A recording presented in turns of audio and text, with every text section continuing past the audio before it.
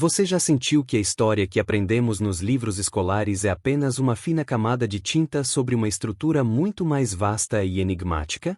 Por milênios, a humanidade construiu civilizações, ergueu impérios monumentais e dominou tecnologias que, para nossa visão moderna, deveriam ser impossíveis de existir naquelas épocas.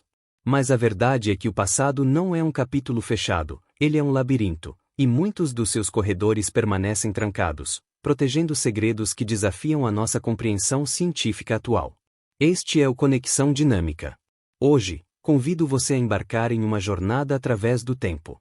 Nos próximos minutos, desvendaremos 10 enigmas que continuam a intrigar arqueólogos e historiadores ao redor do mundo. A criptografia impossível do manuscrito Voynich. A sofisticação inexplicável da máquina de Anticítera. O segredo alquímico perdido do fogo grego. O propósito monumental das linhas de Nazca. O perigo oculto na tumba de Qin Shi Huang. A dúvida entre mito e realidade dos Vimanas indianos. A revolução arquitetônica dos caçadores em Göbekli Tepe. O enigma geométrico dos dodecaedros romanos. O colapso silencioso da civilização do Vale do Indo. E o desafio monumental da logística em Stonehenge. Prepare o seu café, ajuste o seu ambiente e abra sua mente. A nossa conexão com o passado está apenas começando. O enigma do manuscrito Voynich. Imagine que você entra em uma biblioteca secreta e encontra um livro. Ele parece ser medieval, feito de pergaminho de pele animal, com ilustrações detalhadas de plantas, mapas astronômicos e figuras humanas em rituais estranhos. Até aí, tudo parece normal para um historiador. Mas, ao abrir a primeira página, o seu coração acelera. Você não consegue ler uma única letra. Não é latim, não é grego, não é árabe, nem qualquer dialeto conhecido. Você está diante do manuscrito Voynich, frequentemente chamado de o livro mais misterioso do mundo. Descoberto em 1912 pelo livreiro Wilfrid Voynich em uma coleção de livros antigos na Itália, este manuscrito de cerca de 240 páginas tem atormentado os maiores decifradores de códigos da história. Durante a Segunda Guerra Mundial, as mesmas mentes brilhantes que quebraram os códigos da Enigma alemã tentaram desvendar o Voynich e fracassaram. Por que um livro tão belo, tão trabalhoso, escrito com tanta dedicação, permanece como um silêncio absoluto para nossa inteligência? O manuscrito é dividido em seções que parecem botânicas, astronômicas, biológicas e farmacológicas. As plantas ilustradas são o ponto de partida do mistério. Botânicos renomados já tentaram identificar as espécies, mas a conclusão é desconcertante. Elas parecem ser uma mistura de diferentes plantas, com raízes de uma, folhas de outra e flores de uma terceira, como se tivessem sido desenhadas por um botânico que conhecia a estrutura da vida, mas que descrevia uma flora que não existe na Terra. Seria um catálogo de plantas de um mundo paralelo? Ou talvez a criação imaginativa de um alquimista tentando criar um léxico próprio para ocultar segredos perigosos da Inquisição. A escrita, que chamamos de voynichês, segue padrões estatísticos fascinantes. Ela não parece ser uma substituição simples de letras, como uma cifra de César, onde o A vira B. Ela tem uma estrutura interna, com repetições e ritmos que sugerem uma língua viva ou um código extremamente complexo. Em 2019, pesquisadores usaram inteligência artificial para analisar o texto e sugeriram que poderia ser uma língua extinta ou um dialeto proto-românico, mas a comunidade científica continua dividida. Para muitos, a inteligência artificial apenas encontrou padrões onde, na verdade, existe apenas uma construção artificial, um jogo de linguagem feito para enganar. Mas aqui entra a nossa conexão dinâmica com o presente. Pense na criptografia moderna. Tudo o que fazemos hoje, desde as transações bancárias no seu celular até as mensagens de texto que enviamos, é protegido por algoritmos que se baseiam exatamente na premissa de que, se você não tiver a chave, o texto não passará de um ruído caótico. O manuscrito Voynich, essencialmente, o ancestral dessa tecnologia. Ele nos coloca frente a frente com o limite da nossa capacidade de processamento de informação. Será que estamos presos em uma bolha de tempo onde acreditamos que tudo pode ser resolvido com computadores, enquanto a resposta para o Voynich pode exigir um tipo de intuição ou conhecimento histórico que a máquina ainda não possui? Alguns teóricos sugerem que o livro foi uma fraude elaborada no século XV para ser vendido a um nobre rico como uma curiosidade exótica. Outros, mais românticos, acreditam que ele é o último vestígio de uma civilização perdida, ou um guia de sabedoria ancestral que foi propositalmente cifrado para não cair em mãos erradas. O fato é que, independentemente da intenção original do autor, o Voynich se tornou um espelho. Ele reflete a nossa sede insaciável por significado. Nós não suportamos o desconhecido. O silêncio do manuscrito nos incomoda tanto que dedicamos vidas inteiras a ele. Ao folhear mentalmente essas páginas amareladas pelo tempo, percebemos que o mistério não é apenas sobre o que está escrito. O mistério é sobre o autor.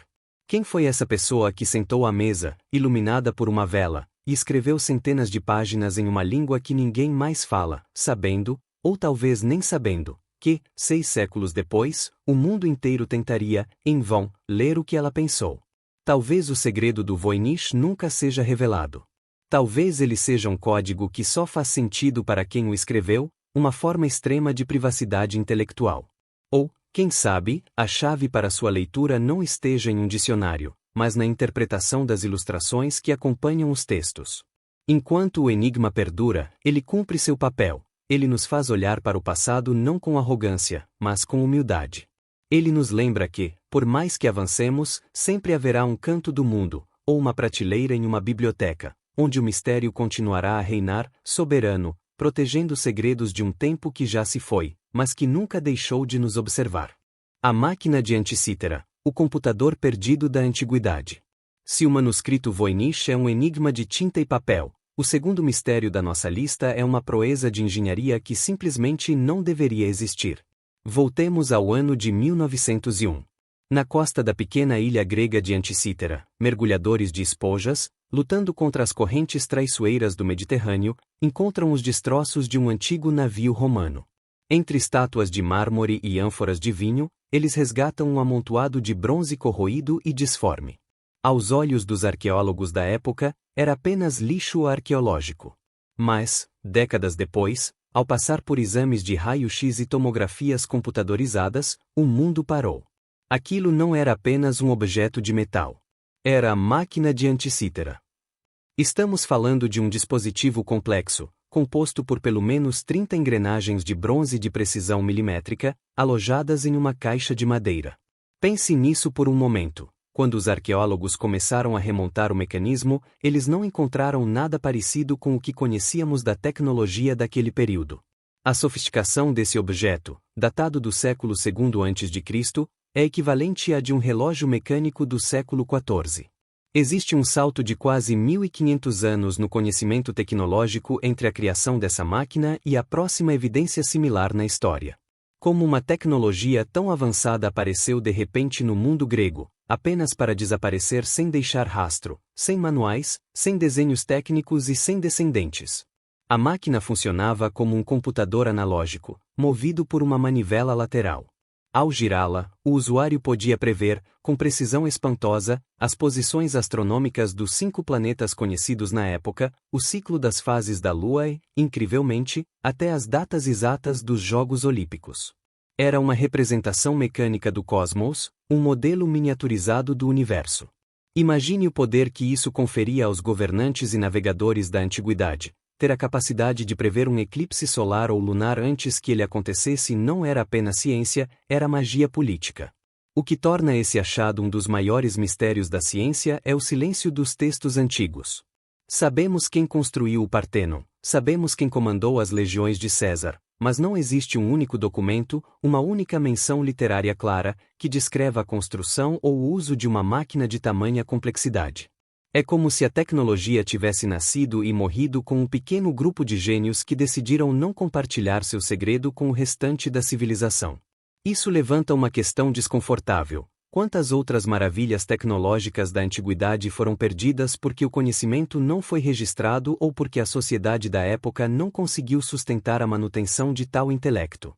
Ao analisar a máquina, cientistas modernos ficaram perplexos com a geometria das engrenagens. Elas não foram feitas de forma artesanal grosseira, foram cortadas com uma precisão matemática que exigiria ferramentas que só voltariam a ser comuns durante o Renascimento. Isso destruiu a narrativa linear que tínhamos sobre o progresso humano, a ideia de que a humanidade sempre evolui em uma linha ascendente constante.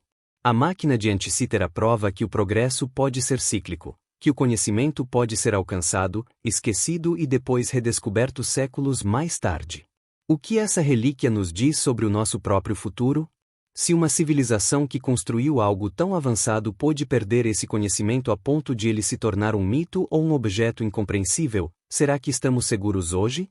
A nossa conexão dinâmica com este objeto é um lembrete humilde de que a tecnologia, por si só, é frágil.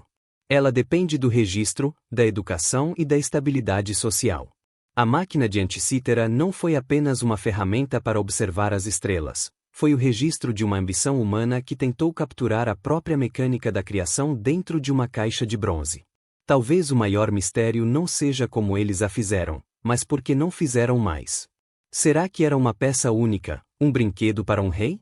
Ou será que existiam centenas delas espalhadas pelo Mediterrâneo, controlando o comércio, a agricultura e a navegação, e o naufrágio que a preservou foi apenas a ponta de um iceberg de uma tecnologia perdida?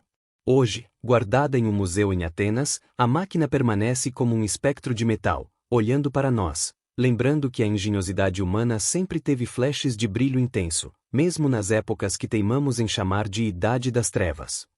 Quando olhamos para as engrenagens de Anticítera, não estamos apenas vendo o passado, estamos vendo um espelho do que perdemos, talvez, um aviso sobre o que ainda podemos construir, e, se não cuidarmos, o que podemos perder novamente. O fogo grego, a arma química que desafiava os oceanos. Se a máquina de Anticítera representa a precisão do intelecto grego, o terceiro mistério da nossa lista representa a sua capacidade de destruição mais absoluta. Imagine-se no século VII, a bordo de um navio de guerra de madeira no mar Mediterrâneo. Você é um soldado ou um marinheiro, e, no horizonte, a frota bizantina se aproxima. De repente, os navios inimigos disparam um líquido viscoso através de tubos de bronze montados na proa. O líquido atinge a água, em vez de apagar ou boiar, ele explode em chamas intensas, espalhando fogo sobre a superfície do mar. Pior ainda, quanto mais você tenta usar água para apagar aquele fogo, mais violentamente ele arde. Isso não era bruxaria, era o fogo grego, a arma secreta que salvou o Império Bizantino da aniquilação por séculos. A eficácia do fogo grego era tão aterradora que, em Constantinopla, o segredo de sua fabricação era guardado com um zelo quase religioso. A fórmula era tratada como um segredo de estado de nível máximo, conhecida apenas por um círculo minúsculo de engenheiros e pela própria família imperial. Era proibido escrever a receita ou revelá-la a estrangeiros. O imperador Constantino VII, em um documento destinado a seu filho, chegou a afirmar que o segredo foi revelado por um anjo a Constantino, o Grande, e que qualquer um que tentasse compartilhar a fórmula seria punido com a morte. O medo era constante. Se o inimigo descobrisse como fabricar o composto, as muralhas e os navios de Bizâncio seriam inúteis. O que havia naquela mistura? Essa é a grande pergunta que move químicos e historiadores há mais de 1000 anos. Muitos acreditam que a base era uma combinação de nafta, o petróleo bruto extraído de fontes naturais no Oriente Médio, misturada com resinas, enxofre e talvez cal viva. Quando a cal entrava em contato com a água, ocorria uma reação exotérmica violenta, que gerava calor suficiente para inflamar o petróleo. Mas, mesmo essa explicação técnica, que soa plausível para a química moderna, não explica completamente o terror que o fogo grego causava. Relatos da época descrevem o fogo saindo de tubos de sifão com um estrondo de trovão e uma fumaça espessa, uma verdadeira arma de pressão atmosférica rudimentar que conseguia lançar chamas a distâncias consideráveis. Durante séculos, o fogo grego agiu como um escudo invisível. Ele detinha frotas inteiras, causava pânico e mudava o curso de guerras decisivas. Mas, como ocorre com tantas tecnologias perdidas na história, o segredo morreu com o Império. Quando Constantinopla finalmente caiu em 1453, os últimos homens que conheciam a alquimia por trás do fogo já haviam desaparecido. O conhecimento evaporou, deixando para trás apenas descrições de cronistas aterrorizados e desenhos em manuscritos que mal ilustram a complexidade mecânica dos seus sifões. Por que não conseguimos replicá-lo com exatidão? A resposta pode residir não apenas na fórmula química, mas na logística de produção. A fabricação do fogo grego exigia uma infraestrutura, um refino do petróleo e um manejo de pressão que talvez fossem muito mais avançados do que imaginamos para o século VII. É fascinante pensar que, enquanto a Europa Ocidental estava mergulhada no que chamamos de Idade das Trevas, no Oriente, uma civilização dominava uma tecnologia que, se usada com finalidades diferentes, poderia ter acelerado o desenvolvimento da propulsão mecânica ou da energia química. O mistério do fogo grego nos força a reconsiderar a nossa definição de avanço. Tendemos a medir a evolução de uma civilização pela arquitetura, pela escrita ou pela filosofia, mas esquecemos a química de guerra. O fogo grego é um lembrete de que o poder militar, quando impulsionado por uma descoberta científica, pode sustentar um império por séculos, mas que essa mesma tecnologia pode ser perdida se o conhecimento não for democratizado. É uma lição amarga. A especialização extrema, o segredo guardado por poucos, é a receita perfeita para o esquecimento. Quando o grupo que detém o saber é dizimado, o saber morre junto com ele. Hoje, quando observamos os avanços vertiginosos da nossa própria tecnologia química e dos combustíveis, o fogo grego parece um fantasma de um pesadelo esquecido. Ele nos faz perguntar: o que estamos criando hoje, escondidos em laboratórios fechados, que pode se tornar uma incógnita para as gerações futuras? O fogo grego não é apenas um registro de uma arma antiga, é um símbolo da fragilidade da memória técnica humana. O fogo que ardia sobre a água, incontrolável e mortal, agora vive apenas nas páginas dos livros, um lembrete silencioso de que, no jogo da história, a luz do conhecimento pode ser tão perigosa quanto a sombra da ignorância. As linhas de Nazca, o mapa gigante no deserto. Se o fogo grego era uma tecnologia que buscava a destruição, as linhas de Nazca, no sul do Peru, representam uma tecnologia que buscava o diálogo com o céu.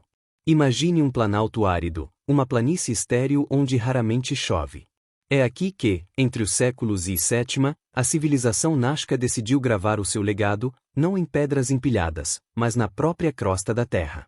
Eles não construíram pirâmides monumentais para serem vistas por homens, eles criaram gigantescos geoglifos, figuras de colibris, aranhas, macacos e formas geométricas perfeitas que se estendem por quilômetros.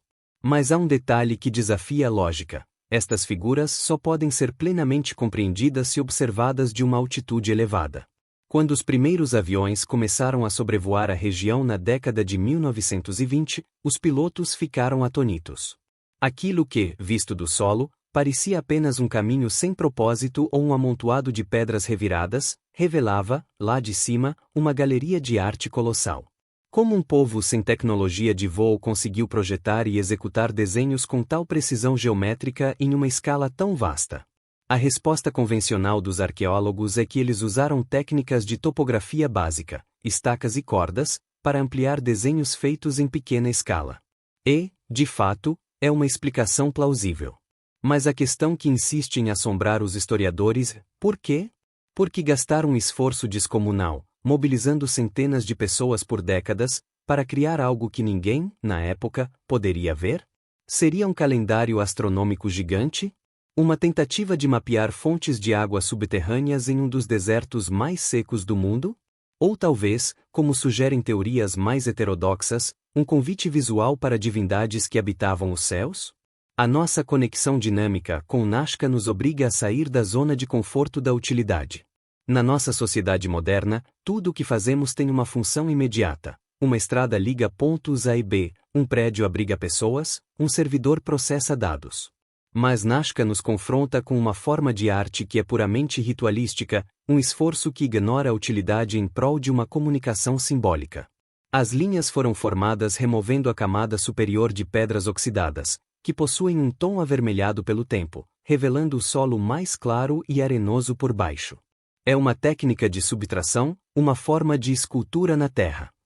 O que mais impressiona não é apenas a complexidade das figuras animais, mas a perfeição das linhas retas que atravessam montanhas e vales sem desviar um único grau. Elas são como pistas de pouso desenhadas por uma mão invisível.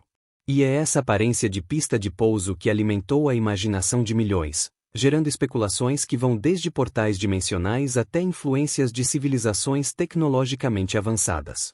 Embora a ciência oficial descarte qualquer influência alienígena, o mistério permanece porque a motivação espiritual dos Nazca é algo que a nossa mente moderna, saturada de lógica industrial, tem dificuldade em processar. O que é necessário para que uma sociedade inteira se dedique a uma obra que eles mesmos nunca viriam na íntegra? Talvez a resposta esteja na própria forma como eles se conectavam com o divino. Para os Nazca, a divindade não estava em um livro ou em um ídolo de ouro, a divindade era a própria terra.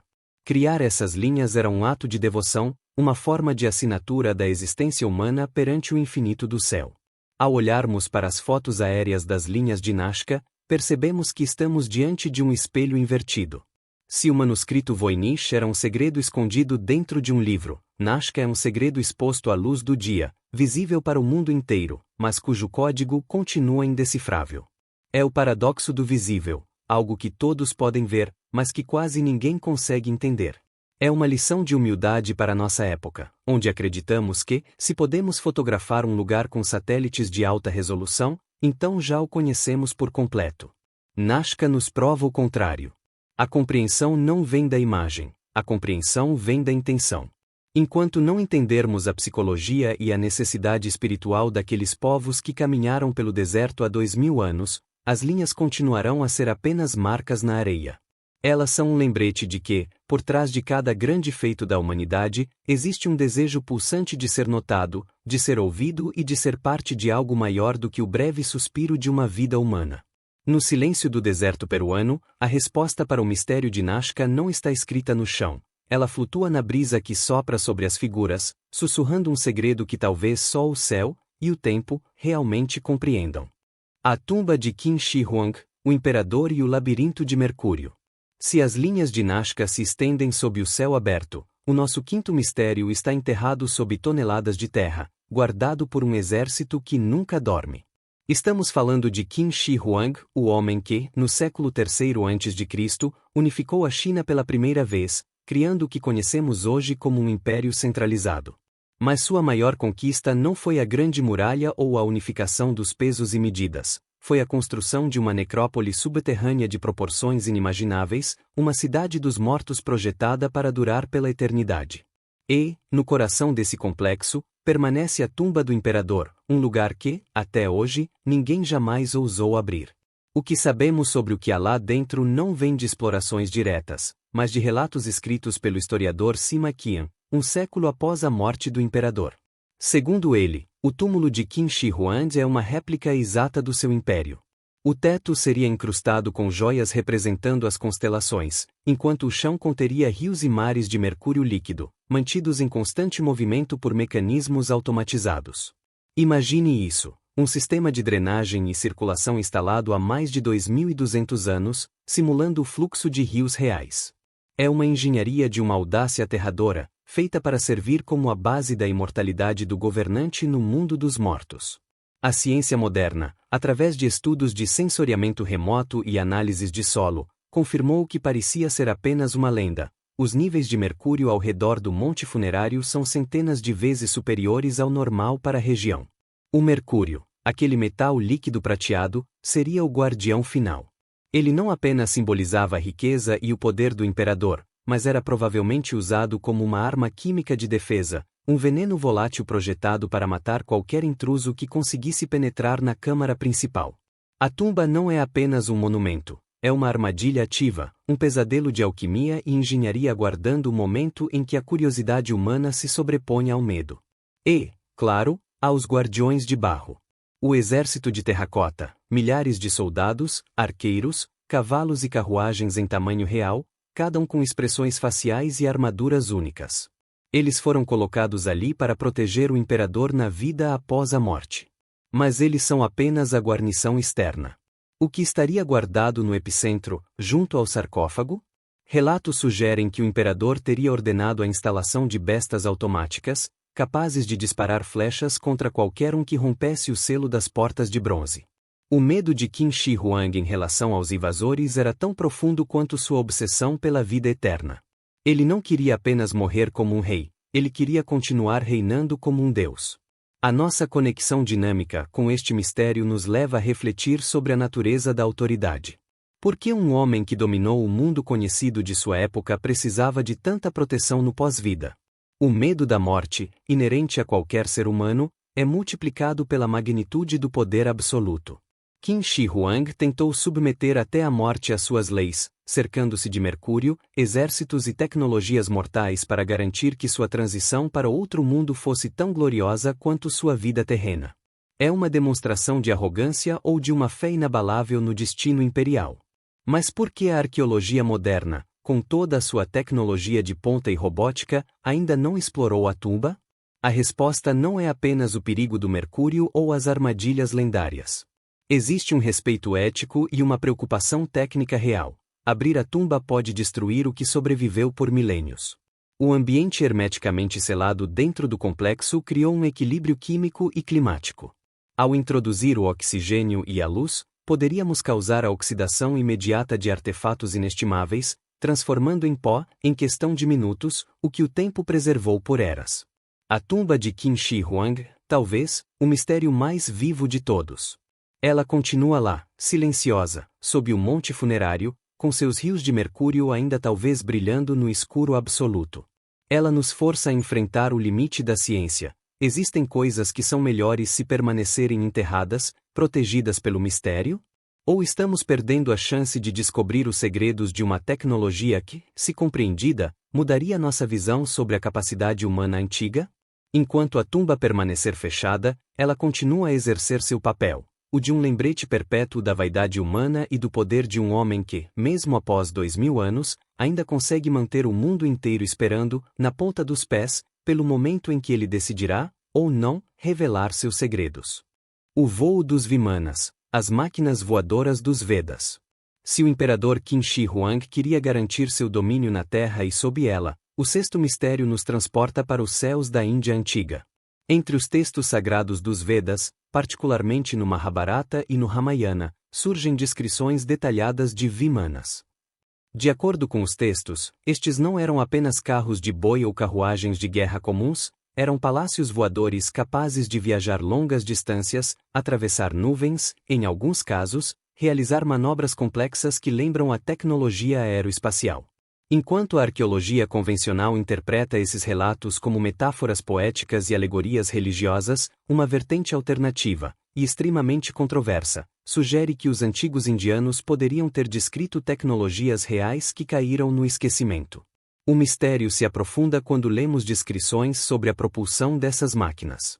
Textos como o Vaimanika Shastra, um tratado que afirma descrever a construção e operação dos Vimanas, menciona o uso de motores de mercúrio, rodas giratórias e até mesmo dispositivos que podiam tornar a máquina invisível ao inimigo.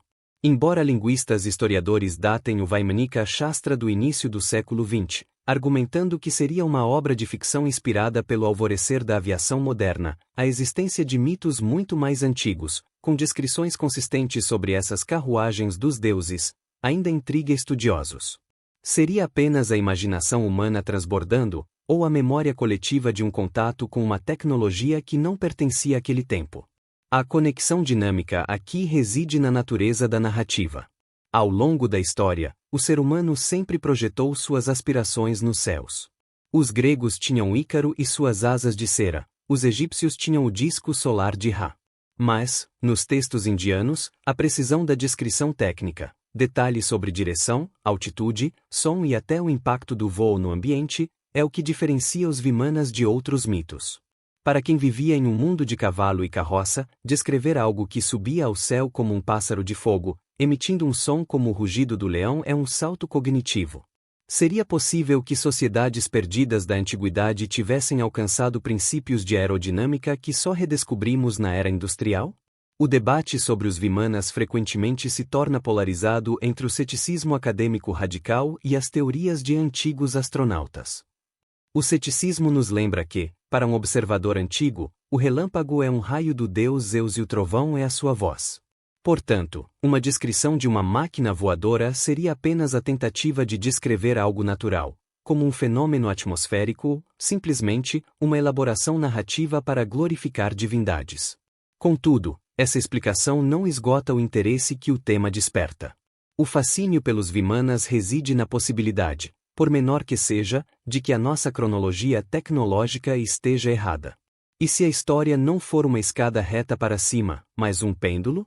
A ideia de que civilizações antigas poderiam ter dominado o voo, apenas para que esse conhecimento fosse perdido junto com a queda de seus impérios, é um pensamento perturbador. Ela nos força a questionar a nossa própria fragilidade. Se eles realmente possuíram essas máquinas, o que aconteceu? Uma catástrofe global? Uma mudança climática? Ou a simples incapacidade de manter uma indústria complexa em um mundo pré-industrial? O mistério dos Vimanas nos lembra que a ciência é uma chama que precisa ser constantemente alimentada. Se pararmos de alimentar a fogueira da inovação, ela se apaga, restando apenas o mito como registro de que, um dia, alguém soube como voar. Hoje, quando olhamos para a Agência Espacial da Índia ou para as nossas próprias naves espaciais que tocam as estrelas, percebemos que o sonho contido nos Vedas, de certa forma, se concretizou. Seja por inspiração histórica ou por pura necessidade de sobrevivência, a humanidade sempre buscou o céu. Os Vimanas continuam a ser o símbolo máximo dessa busca. Eles representam o desejo do homem de transcender as limitações do seu corpo e da sua terra.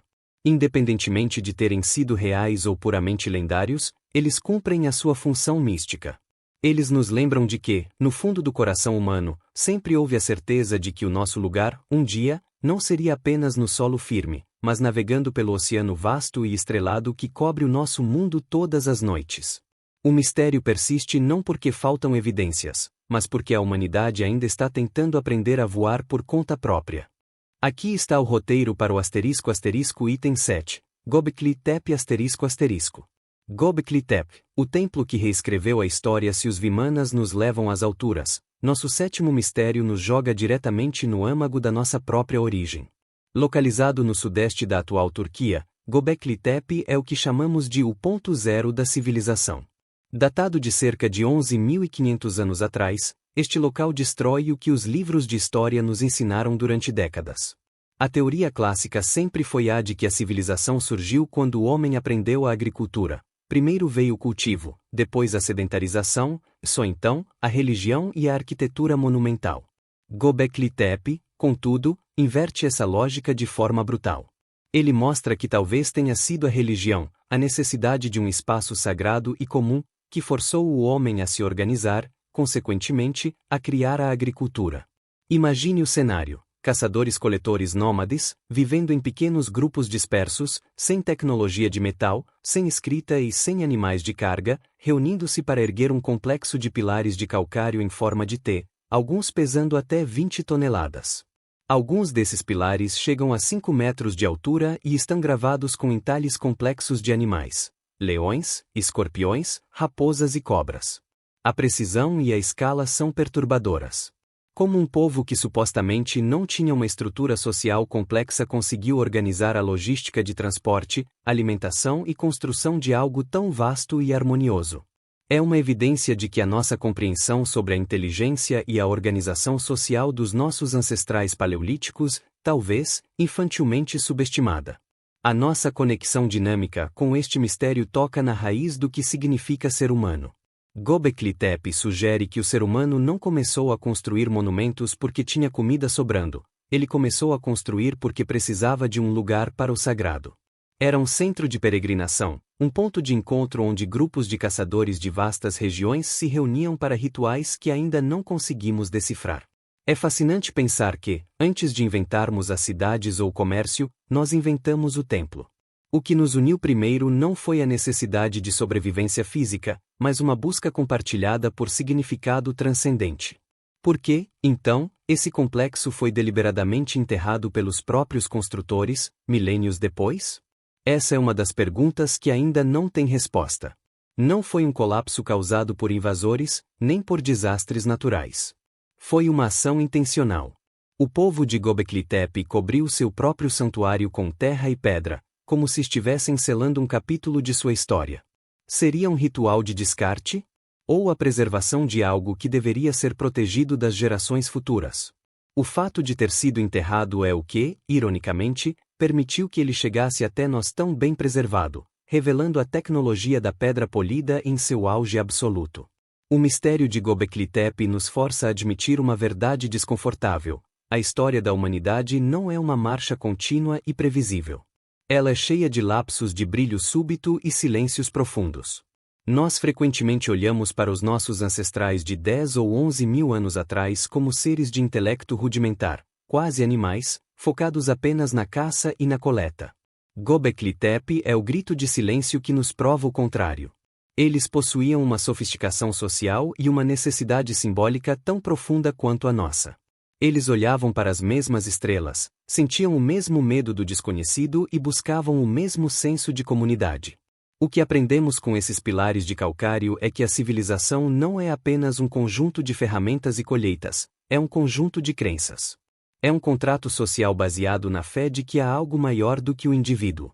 Hoje, nossas catedrais são outras, nossos templos são feitos de vidro e aço, e nossos pilares são algoritmos e redes globais, mas a necessidade de Göbekli Tepe ainda está lá dentro. Ainda somos, no fundo, peregrinos tentando encontrar um lugar para compartilhar nossa história. Enquanto o sítio arqueológico na Turquia continua a revelar novos segredos sob a poeira, ele cumpre seu propósito original. Ele nos obriga a parar, olhar para cima e reconhecer que, antes de dominarmos o solo, já éramos mestres da nossa própria alma. Ele é o testemunho silencioso de que, no princípio, não era o pão que nos unia, mas o mistério. Os dodecaedros romanos, o objeto sem nome. Se Göbekli Tepe é um mistério de escala monumental, o nosso oitavo enigma cabe na palma da mão. Ao longo das últimas décadas, arqueólogos encontraram, espalhados por todo o antigo território do Império Romano, da Grã-Bretanha à Alemanha, passando pela França, dezenas de pequenos objetos de bronze, ocos, com 12 faces pentagonais, cada uma contendo um orifício circular de tamanhos diferentes e pequenas esferas nos vértices. Eles são conhecidos como dodecaedros romanos. E aqui está o problema: nem um único texto romano, nem uma única pintura, nem qualquer registro histórico da época menciona a existência desses objetos. Não sabemos como eles se chamam, não sabemos para que serviam e, mais importante, não sabemos por que eram tão importantes a ponto de serem fabricados com tanta precisão técnica. O que faz do dodecaedro um mistério tão peculiar é a sua distribuição geográfica e a sua consistência. Eles são quase idênticos em design, o que sugere um padrão de produção centralizado, mas o seu uso parece ter sido um segredo compartilhado apenas por uma elite ou um grupo específico.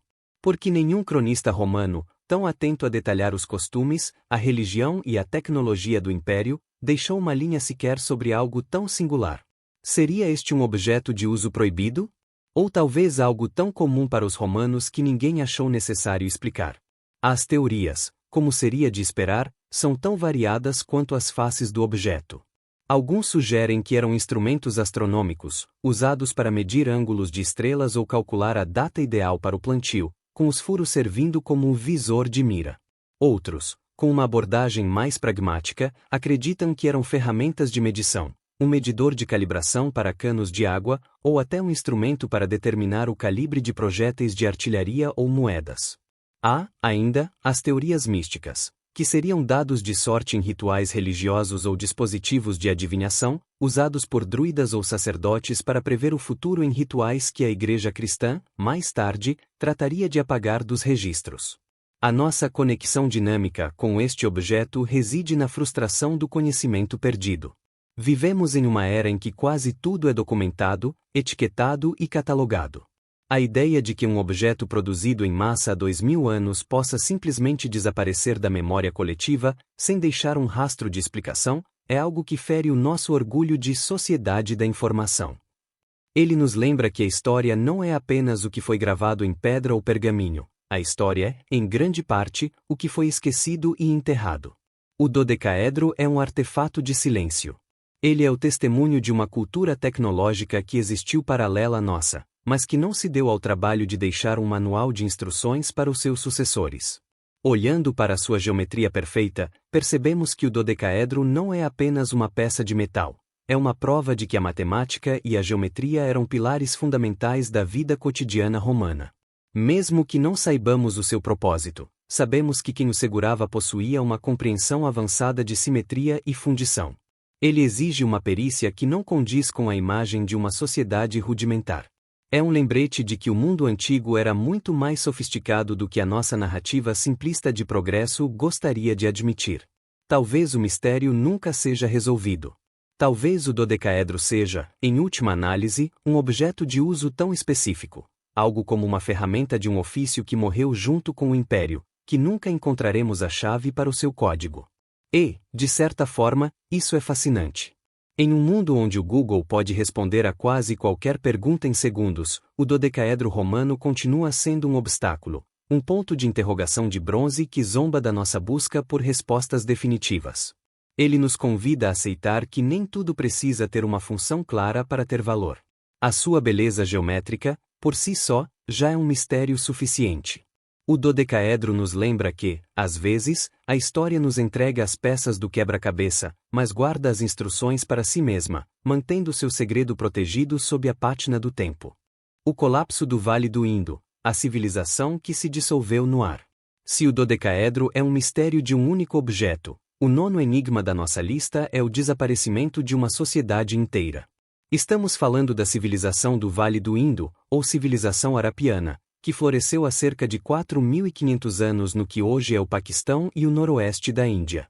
No seu apogeu, ela foi tão vasta e avançada quanto o Egito Antigo ou a Mesopotâmia.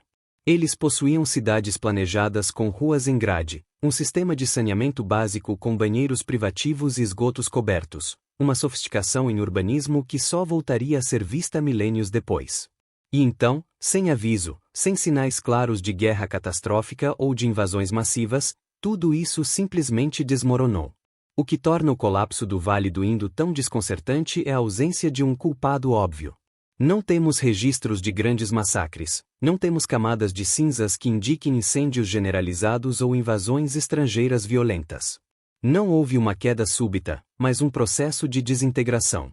As cidades foram gradualmente abandonadas, o sistema de escrita, que ainda hoje permanece indecifrável, desapareceu, e o padrão de vida refinado da população deu lugar a um estilo de vida rural e fragmentado. É como se a própria estrutura que sustentava aquela civilização tivesse simplesmente perdido a sua conexão com a realidade. A nossa conexão dinâmica com este mistério nos leva a questionar a resiliência das estruturas urbanas. A civilização do Vale do Indo dependia inteiramente dos ciclos dos rios e das monções. Teorias modernas sugerem que uma mudança climática persistente, uma seca prolongada que alterou o curso dos rios, pode ter tornado a agricultura insustentável. Mas seria apenas o clima? Ou houve uma falha no contrato social, uma perda de confiança na autoridade central que garantia a manutenção daquelas cidades complexas? O colapso do Vale do Indo é um espelho para nossa própria fragilidade. Hoje, nossas cidades dependem de sistemas globais de abastecimento, eletricidade e dados. O que aconteceria com a nossa civilização se uma variável fundamental, como o clima ou a estabilidade econômica, sofresse uma alteração profunda e irreversível? O mistério é agravado pela nossa incapacidade de ler os vestígios que eles deixaram. Milhares de selos com inscrições curtas e símbolos enigmáticos foram encontrados, mas, como não temos uma pedra de Roseta para a língua do Indo, as suas vozes continuam silenciadas. Não sabemos o que eles pensavam, quem eles adoravam ou como viam o seu fim. Eles são uma civilização que viveu, prosperou e morreu em silêncio, deixando para trás apenas a geometria das suas cidades como prova da sua existência. É uma forma assustadora de esquecimento. Uma sociedade de milhões de pessoas que, durante séculos, foi o ápice do progresso humano, agora reside no anonimato histórico. Ao estudarmos o Vale do Indo, somos forçados a reconsiderar o mito do progresso contínuo. Nós gostamos de pensar que o conhecimento, uma vez conquistado, é acumulado e protegido para sempre. Mas o Vale do Indo nos mostra que o conhecimento é tão efêmero quanto a sociedade que o detém. Se a estrutura política e social desmorona, a tecnologia e o saber morrem junto.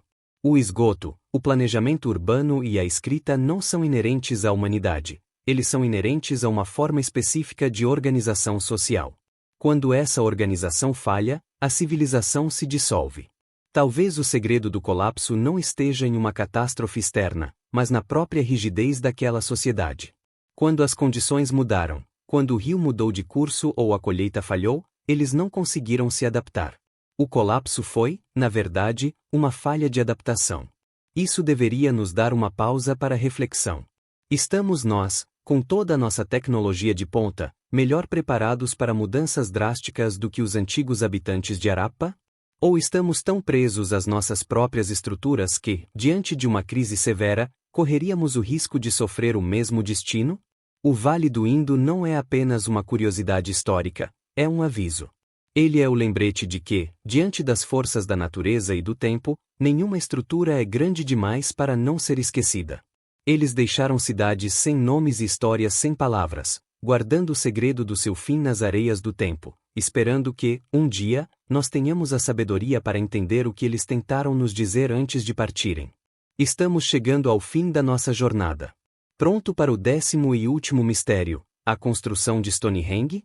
Stonehenge, a engenharia do impossível no Neolítico.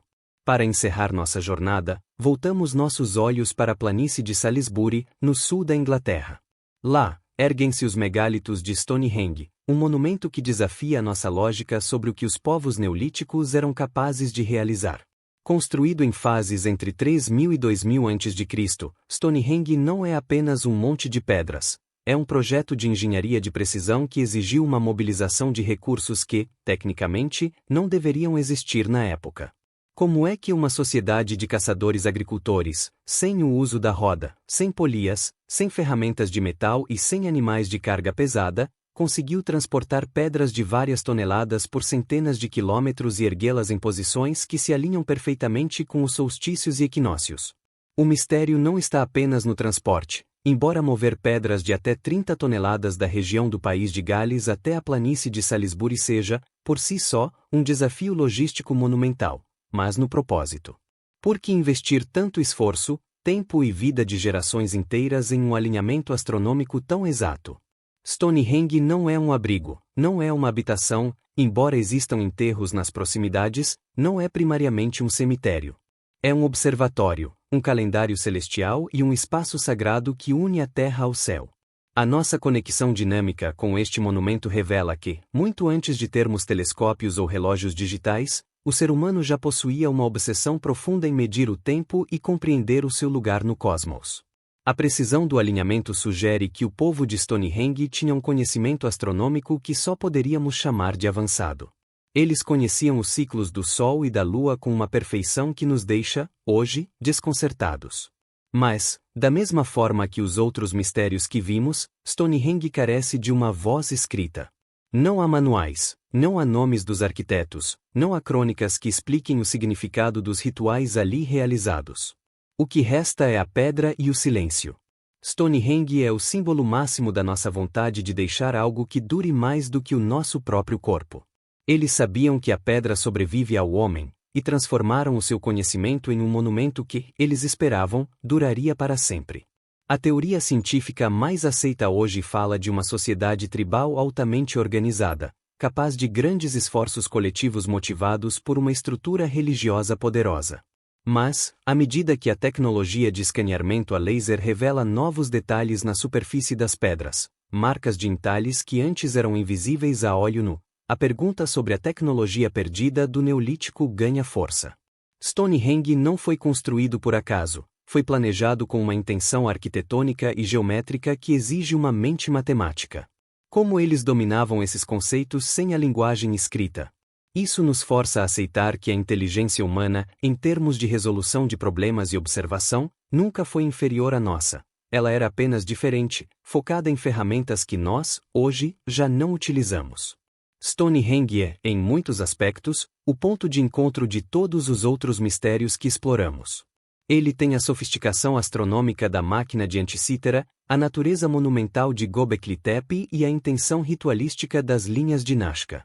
Ele é o monumento definitivo à nossa curiosidade insaciável. Quando olhamos para as pedras, estamos olhando para o momento em que a humanidade parou de ser apenas uma espécie que sobrevivia e começou a ser uma espécie que observava, questionava e buscava o seu lugar entre as estrelas. Ele é um lembrete físico de que o tempo, para os antigos, não era uma linha de produção, mas um ciclo sagrado. Hoje, Stonehenge atrai milhões de visitantes, um elo de conexão entre o homem moderno, frenético e conectado, e o homem neolítico, calmo e observador. Talvez o maior mistério de Stonehenge seja a sua capacidade de sobreviver. Enquanto impérios como o de Qin Shi Huang se esconderam, enquanto a civilização do Vale do Indo se dissolveu na poeira, Stonehenge continua de pé. Ele desafia o clima britânico, o tempo e o esquecimento. Ele permanece como um ponto de interrogação geológico no meio de um campo verde, esperando, pacientemente, que a humanidade finalmente entenda a mensagem que está gravada em sua orientação: que nós não somos donos do tempo, mas apenas viajantes que observam a dança das estrelas através de um relógio feito de pedra. Conclusão do vídeo. E assim, encerramos nossa jornada pelos 10 enigmas que desafiam a nossa compreensão sobre o passado. Do código ilegível do manuscrito Voynich às pedras monumentais de Stonehenge, uma verdade permanece: a história da humanidade é muito mais vasta, complexa e misteriosa do que qualquer página de livro pode conter. Obrigado por se conectar ao nosso passado comigo hoje. Se você gostou de explorar esses mistérios, não se esqueça de se inscrever no Conexão Dinâmica, onde continuamos a desvendar os fatos que moldaram o nosso mundo. Até a nossa próxima descoberta.